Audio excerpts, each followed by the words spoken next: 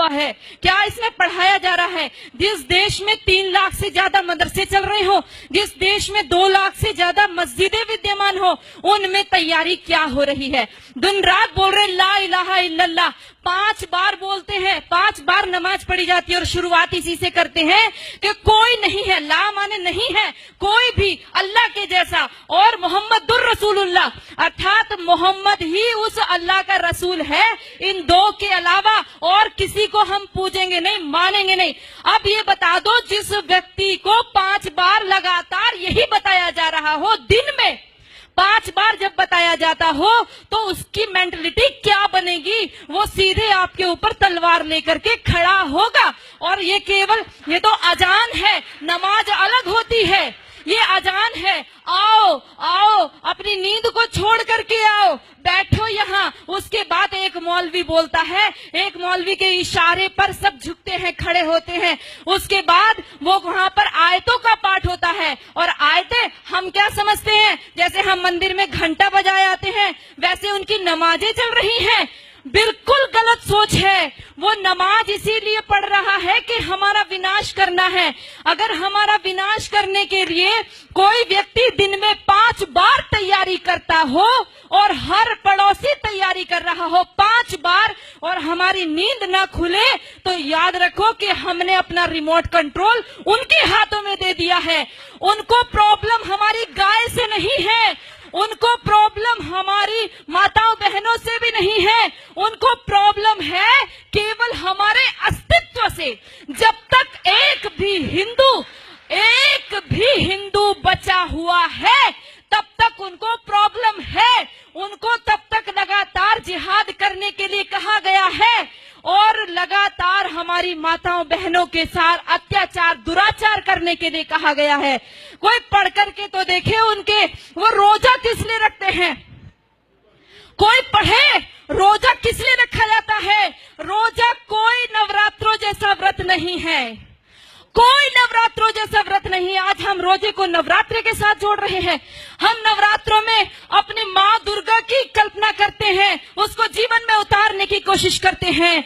जितनी मोहम्मद ने लड़ाई लड़ी थी, सारी रोजे के टाइम में लड़ी थी, और सारी की सारी तैयारी करने के रोजा इसलिए रखा जाता है कि आप लड़ाई लड़ोगे, जंग लड़ोगे, तो भूखा रहना पड़ेगा।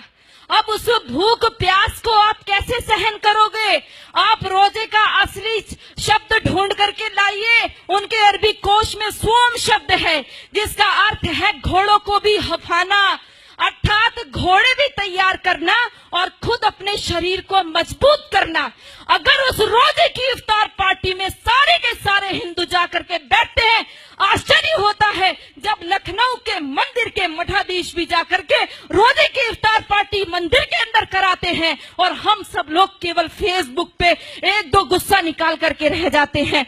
मैं आप सबसे विनती करना चाहती हूँ, याद रखो इनके 5 स्तंभ, जिसमें कहा तौहीद, एक ही ईश्वर है, एक अल्लाह है, उसके अलावा हम किसी को मानते ही नहीं है। हम कहते हैं सर्वधर्म संभाव। अरे लानत है हमारे ऊपर, 1400 साल से जिन लोगों ने केवल कत्लेआम मचाया हो, आज भी हम उनको धार्मिक कह रहे हैं। वो अल्लाह के अलावा और किसी को स्वीकार नहीं करेंगे, वो हर स्तर पर करेंगे, वो दाढ़ी रख करके भी करेंगे, वो पैंट शर्ट पहन के करेंगे, वो अरबी बोल करके करेंगे, वो हिंदी बोलेंगे, वो इंग्लिश बोलेंगे। लक्ष्य केवल एक उनका स्पष्ट है, वो है जब तक एक भी काफिर जिंदा है, अल्लाह का काम रुकेगा नहीं। और जो लोग कहते हैं, जिन्होंने बोला रघुपति राघव राजा राम, पतित पावन सीताराम, और अगली पंक्ति जोड़ दी ईश्वर अल्लाह तेरो नाम, लानत है हमारे ऊपर। हमने कभी पढ़ करके नहीं देखा अल्लाह कहते किसको है। हमने ईश्वर के बराबर अल्लाह को रख दिया। अरे हमारा ईश्वर दयालु है, कृपा करता है, परंतु अल्लाह का आदेश है। कहाँ पढ़ोगे? कुरान पढ़ोगे। अल्लाह का साफ आदेश है, जो मेरे को नहीं मानता, जो जिब्राइल मिकाइल को नहीं मानता, जो मोहम्मद को नहीं मानता, वो काफिर है, और काफिर वाजिबुल कत्ल है। वो कटने योग्य है। इतना ही नहीं कहा, जब रमजान का महीना खत्म हो जाए इनको घात लगा करके मारो। पढ़ो सूरा तौबा, पढ़ो सूरा अल बकरा, सारी की सारी कुरान की सारी ये आयतें पढ़ करके देखो, आपको साफ स्पष्ट पता चल जाएगा। हम सोचते हैं कि उनकी हज यात्रा हमारी अमरनाथ यात्रा जैसी है। अरे पढ़ो भाइयों, यदि उनकी हज यात्रा हमारी अमरनाथ जैसी होती तो वहां पर सब लोग जा सकते थे, केवल मुसलमान ही क्यों जाते हैं? आज उनके ऊपर वो वहां से हमारे भाई पैसा भेजते हैं और वहां से वो अपनी सभ्यता को भेजते हैं। उनको कोई एम्बेसी में राजदूत भेजने की आवश्यकता नहीं है कि भारत में आप हमारे अरबी कल्चर का प्रचार कीजिए। ये सारे बढ़ाए हुए दाढ़ी, ये सारे ऊंचा पजामा और नीचा कुर्ता पहन करके सारे वहां से सीख करके आते हैं और अपने आप यहाँ पर आकर के सिखाते हैं। याद रखो, मिटेगा ये धर्म और आबरू भी जाएगी, तुम्हारे नाम से दुनिया को शर्म आएगी। यदि आज नहीं जागे तो कोई हमारे बचाने वाला नहीं है। ये नमाज खिलाफत का मिनी ट्रायल है। ये नमाज इसलिए कहता है कि एक खलीफा बैठाएंगे और उसका राज चलेगा। ये पहले भी हमारा देश आजादी के लिए जूझ रहा था और सारा मुस्लिम जगत खलीफा के लिए जूझ रहा था। इतिहास पढ़ करके देखो, मालाबार में जो युद्ध हुआ, हमारे लोग जो मारे गए वहां की महिलाओं के साथ, क्योंकि खिलाफत आंदोलन फेल हो गया। टर्की में खलीफा था, उसकी खलीफाई चली गई, खलीफा छोड़ करके इंग्लैंड भाग गया। वहां से इनको गुस्सा आया, आक्रोश हमारे हिंदू माताओं बहनों के ऊपर निकाला।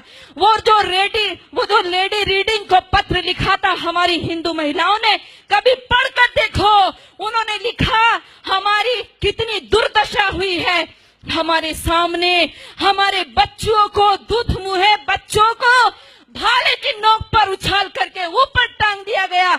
हमारी बेटियों माताओं के साथ में बलात्कार हुए। एक एक माता का बलात्कार करने के लिए 10-10 जिहादी थे और वो 10-10 जिहादी के बीच में फंसी हुई महिला ये सोच रही थी किसके लिए दुख मनाऊं, अपने बेटे के लिए या मेरे शरीर के लिए, किसके लिए रोएंगे। दर्द को भी दर्द आएगा, वो ऐसी भयंकर स्थिति है। और ये केवल एक आकस्मिक घटनाएं नहीं है, ये सब ऊपर से सिखाया हुआ है। भाइयों, आप सब लोग जो फेसबुक पे इसको रिकॉर्ड कर रहे हैं या अपने मोबाइल में रिकॉर्ड कर रहे हैं, ये मोबाइल में रिकॉर्ड करने की चीज नहीं है, दिल में रिकॉर्ड कीजिए। इसको अपनी बहनों को, माताओं, बेटियों, बच्चों को बताइए। नीति कृष्ण कहता है, नीति का अवलंब ले पहचान शत्रु प्रहार को। कृष्ण का आदेश सुन गुंजा दे गांडीव की टंकार को। ऐ पार्थ चादर तान कर सोता रहेगा कब तलक, तू उठ जरा निज शौर्य का परिचय करा संसार को। तो उठ जरा निज शौर्य का परिचय करा। धन्यवाद।